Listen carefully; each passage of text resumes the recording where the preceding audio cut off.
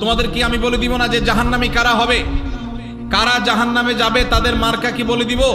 নবীজি সাল্লাল্লাহু আলাইহি সাল্লামকে যখন বলা হলো হ্যাঁ আল্লাহ রাসূল অবশ্যই বলুন, তখন তিনি বলেছেন কুল্লু উতুল্লিন জাওয়াজিন মুস্তাকবির, গোয়ার কিসিমের মানুষ, ঘাড় মোটা, তেড়া, রূঢ় স্বভাবের, শক্ত প্রকৃতির, দিলের ভিতরে কোনো নরম নাই, কোমলতা নাই, কোনো প্রকার বিনম্রতা নাই, মমতা নাই, যেটাকে বলা হয় শক্ত হৃদয়ের শক্ত মনের মানুষ আছে না নাই?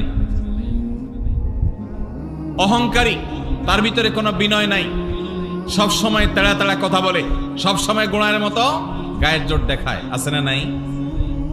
আমাদের দেশে কখনো রাজনৈতিক পাওয়ারে, কখনো টাকার জোরে, কখনো ক্ষমতার জোরে, কখনো বাপ চাচার দাপটে, মামু খালুর দাপটে মানুষ অহংকারী হয়, হয় কি হয় না?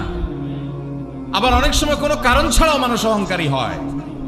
নবীজি সাল্লাল্লাহু আলাইহি সাল্লাম বলেছেন আল্লাহর সবচেয়ে ঘৃণিত মানুষ হলো যে অহংকার করার মতো কিছু নাই, অথচ তারপরও সেও অহংকার